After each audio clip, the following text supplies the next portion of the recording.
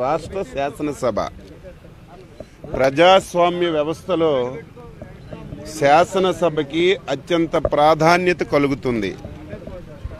శాసనసభలో తీసుకున్నటువంటి ప్రతి నిర్ణయం ప్రజానీకానికి చేరువ చేసి వారి మంచికి ఉపయోగించే సభ శాసనసభ. స్వాతంత్రం వచ్చిన తర్వాత ఆంధ్రప్రదేశ్ రాష్ట్రం ఏర్పడిన తర్వాత శాసనసభని సొంత పార్టీ కార్యాలయంగా మార్చుకొని రాష్ట్ర ప్రజానీకానికి రాష్ట్రానికి ఉపయోగపడినటువంటి చట్టాలు చేయవలసినటువంటి శాసనసభ 5 సంవత్సరాలు వైసీపీ ప్రభుత్వం జగన్మోహన్ రెడ్డి తీసుకొచ్చినటువంటి ప్రతి చట్టం ఈ రాష్ట్ర వినాశనాన్ని గురించి తీసుకొచ్చారు తప్ప ఈ 5 సంవత్సరాల్లో తీసుకొచ్చినటువంటి ఏ చట్టం కూడా ఈ రాష్ట్రానికి ఉపయోగపడలేదని చెప్పి తెలియచేస్తున్నాను. ప్రజాస్వామ్య వ్యవస్థలో ప్రభుత్వం ఎంత అవసరమో ప్రతిపక్షం కూడా అంత అవసరం. ప్రభుత్వ వాదన ప్రభుత్వం చెప్తుంది. ప్రజల సమస్యలు శాసనసభలో ప్రతిపక్షం లేవనెత్తితే తప్పులుంటే సరిచేసుకొని ప్రభుత్వం ముందుకెళ్ళడానికి ఈ వ్యవస్థ పనిచేస్తుంది. కానీ 5 సంవత్సరాలు శాసనసభలో ప్రతిపక్షం యొక్క గొంతుని చేసినటువంటి ప్రభుత్వం జగన్మోహన్ రెడ్డి ప్రభుత్వం అని చెప్పి ఈ సందర్భంగా తెలియజేస్తున్నాను. ఈరోజు 4వ రోజు మేము సొంత కార్యక్రమాలు చేయడం లేదు. సొంత ఎజెండా మాకేం లేదు. ఈ రాష్ట్రంలో 5 కోట్ల మంది ప్రజలు వివిధ రకాల సమస్యలతో బాధపడి ఇబ్బంది పడుతుంటే రోజుకొక ఇష్యూని తీసుకొచ్చి ప్రభుత్వం దృష్టిలో పెట్టి చర్చించాలని చెప్పి ప్రయత్నం చేసినా మాకు కనీసం అవకాశం ఇవ్వకుండా ప్రతిరోజు దారుణాతి దారుణంగా సస్పెండ్ చేయడం ఇది ప్రజాస్వామ్యానికే మంచిది కాదని చెప్పి తెలియచేస్తున్నాను. ఈరోజు కూడా ప్రధానమైనటువంటి అంశాలు సగభాగం ఉన్నటువంటి యువత, సగభాగం ఉన్నటువంటి మహిళలు అనేకమైనటువంటి సమస్యలతో ఇబ్బంది పడుతున్నారు. అదేవిధంగా ఈ ప్రభుత్వం ఏర్పడక ముందు, ఈ ప్రభుత్వం ఏర్పడిన తర్వాత యువతకి అనేక హామీలు ఇచ్చారు. జాబ్ క్యాలెండర్ ఎవ్రీ ఇయర్ ఫస్ట్కి ఇచ్చి జాబులన్నీ కూడా ఫిలప్ చేస్తామన్నారు. చంద్రబాబు నాయుడు గారు అబద్ధాలు చెప్తున్నారు. 27,000 ఉపాధ్యాయ ఉద్యోగాలు ఖాళీగా ఉన్నాయి.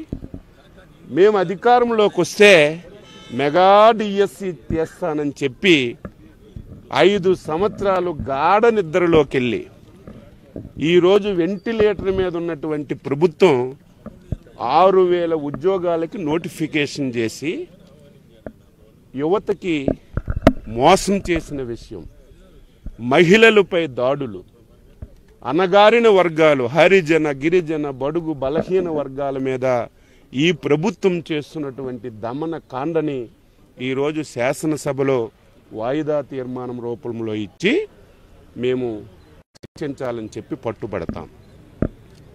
తరువాత ఒక నిర్ణయం తీసుకున్నాం. ఈ రాష్ట్రానికి పట్టినటువంటి శని, ఈ రాష్ట్రానికి పట్టినటువంటి దరిద్రం ఈ రోజుతో వదిలిపోతుంది.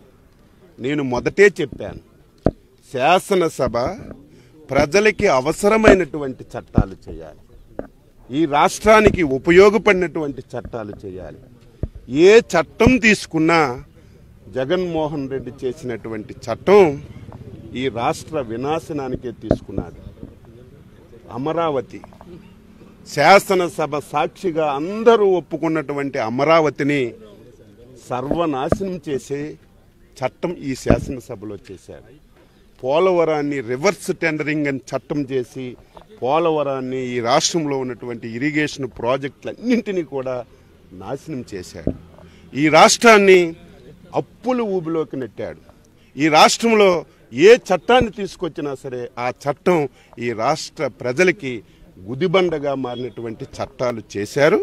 అందుకే ఈ 5 సంవత్సరాల్లో ప్రజల వినాశనానికి తీసుకున్నటువంటి చట్టాలన్నీ కూడా ఒక బుక్లెట్ చేశాం. మేము శాసనసభ నుంచి బయటకు వచ్చి ఆ చట్టాలన్నీ మంటల్లో కాల్చి ఈ రాష్ట్రానికి పట్టినటువంటి శని ఈ రోజుతో వదిలిపోతుంది. ఇంకా 60 రోజుల్లో ఈ కౌరవ సభని చంద్రబాబు నాయకత్వంలో ప్రభుత్వాన్ని ఏర్పాటు చేసి కౌరవ సభగా మార్చి మళ్ళీ ప్రజాపాలన రామరాజ్యం ఈ రాష్ట్రంలో తీసుకొస్తామని ప్రజలకి ఈరోజు తెలియచేస్తూ ఈరోజు ఆ చట్టాలన్నీ కూడా శాసనసభ ఎదురుగా దహనం చేసి శాసనసభకు దండం పెట్టి ఈ ప్రభుత్వానికి శంబర గీతం పాడుతామని చెప్పి తెలియచేస్తున్నాం. బాబు గారు బీజేపీ ఆహ్వానం మేరకు ఢిల్లీ వెళ్ళారు. ఏం మాట్లాడారో తెలియదు. అక్కడ మాట్లాడిన విషయాలు రేపు ఎల్లుండి ఎప్పుడైనా పార్టీ పెద్దలందరితో మాట్లాడి ఏం జరిగిందో తెలియచేస్తారు. అందరం కలిసి ఒక సమిష్టిగా నిర్ణయం తీసుకుంటాం. ఎవరున్నారు? గోడలు ఉన్నాయి. ఎవరున్నారు? మీకు నాకు సోషల్ మీడియాకి ఎవరికి తెలుసు? అక్కడ ఉన్న వాళ్ళు చంద్రబాబు నాయుడు గారు, అమిత్ షా గారు, నడ్డా గారు. చంద్రబాబు నాయుడు ఎక్కడని చెప్పారా? అమిత్ షా గారు చెప్పారా? నడ్డా గారు చెప్పారా? ప్రెస్లోని ఎక్కడైనా సరే మాట్లాడారా? ఎక్కడ ఏం జరగలేదు. కానీ ఇంత నీచాతి నీచమైన వెధవలు అంటారు ఈ రాష్ట్రంలో వైసీపీ సోషల్ మీడియా వెధవలు ఇంత దారుణంగా సోషల్ మీడియాలో నిన్న పొడమ తల్లికి దండం పెట్టిన విషయం, అమరావతి భూమికి దండం పెట్టిన విషయాన్ని ఒక ఫోటోని పెట్టి మార్ఫింగ్ చేసి చంద్రబాబు నాయుడు గారు బీజేపీ పెద్దల కాలు మీద పడుతున్నట్టుగా నీచాతి నీచంగా ఈరోజు ఫోటోలు పెట్టారు. దీన్ని తీవ్రంగా ఆ కర్మ మీకు పట్టింది. కాలు మొక్కడం, మసాజులు చేయడం, బతిమలాడుకోవడం మీకు అవసరం. ఎందుకంటే మీ మీద అవినీతి కేసులున్నాయి, మీ మీద 12 షేర్ షీట్లున్నాయి. రేపు కానీ ఎల్లుండి కానీ శిక్ష పడుతుందని బీజేపీ పెద్దలు కాలు పట్టుకునే అవసరం మీకుంది తప్ప తెలుగుదేశం పార్టీకి అధినేతకు లేదు. మేము ఏ నిర్ణయం తీసుకున్నా సరే రాష్ట్ర ప్రయోజనాల గురించి తీసుకుంటాం. 5 కోట్ల మంది ఆంధ్రుల గురించి తీసుకుంటాం తప్ప ఏదో మా స్వార్థం గురించి కాదు. వెధవల్లారా, అటువంటి మార్ఫింగ్ చేసినటువంటి పనికి మాలిన సన్నాసులారా, ఎప్పటికైనా మీరు బుద్ధి తెచ్చుకొని మారకపోతే మీరు దానికి తగినటువంటి ఫలితాన్ని అనుభవిస్తారని చెప్పి తెలియజేస్తూ అందరికీ నమస్కారం. ఇస్తాం ఇచ్చినా ఏముంది? పోలీసులు ముందు చెవిటివాడ ముందు శంఖమూదినట్టుగా ఎవడో మా కార్యకర్త ముఖ్యమంత్రి మీదో వైసీపీ నాయకుల మీదో చిన్న పోస్ట్ పెడితే అర్ధరాత్రి అరెస్ట్ చేస్తున్నారు.